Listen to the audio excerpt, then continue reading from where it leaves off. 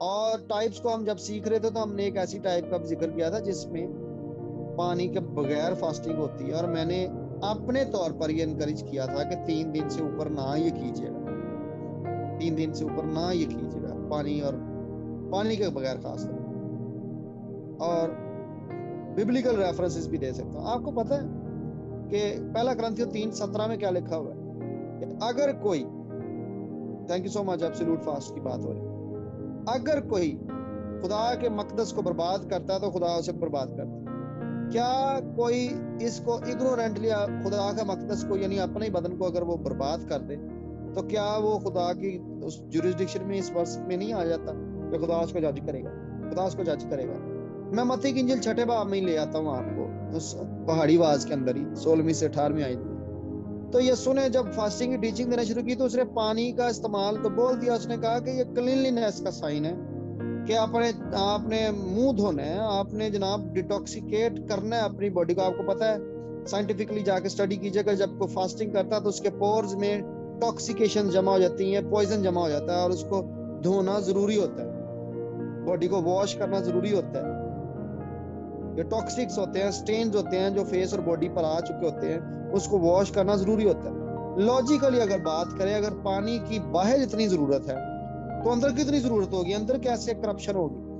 اب آپ کو یہ بھی میں بتا دوں کہ جو آپ کی زبان ہے یہ آپ کے سٹمک کا ایک پارٹ ہے۔ میڈیکلی جا کر آپ کسی ڈاکٹر سے پوچھیں، اسٹڈی جتنی میں نے اس کو اسٹڈی کیا ہے باڈی پارٹس کے اندر، tongue is a part of your stomach. آپ کو پتا ہے کئی سمٹمز کو ڈاکٹر جو ہے وہ کیسے ریکگنائز کرتے ہیں سکنس کو؟ ٹنگ دکھاتے ہیں، وہ آپ کو کہتے ہیں ٹنگ دکھائیں۔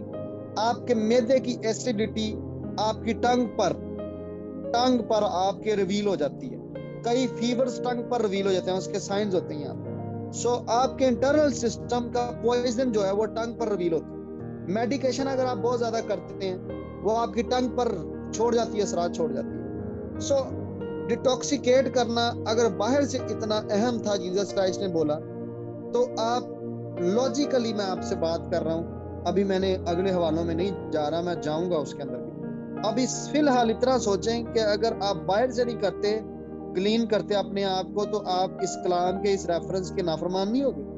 تو لاجیکلی اگر آپ اپنی باڈی کو انٹرنلی فلدی کر لیتے ہیں، انٹرنلی آپ چوک کر دیتے ہیں اپنے جسم کو کہ وہ جناب وہ باڈی پارٹس جو ہے وہ ڈسٹرب ہو گئے ہیں، تو اندر آپ نے کوڑا اکٹھا کر لیا اتنے دنوں کا۔ اور میڈیکلی یہ بات کہی جاتی کہ جو بولز ہیں، جو سٹول ہے، وہ کچھ دنوں بعد لازماً آپ کی باڈی سے نکل جانا چاہیے، ورنہ وہ ساری کی ساری پوائزنس مٹیریل جو ہے وہ آپ کی ٹنگ کے اوپر ریفلیکٹ کرنا شروع کر دے گا، اس کے اثرات باہر کی طرف اوپر ٹنگ پر آنا شروع ہو جائیں گے، اور یہ آپ کے لیے ہیلدی سائن نہیں ہے۔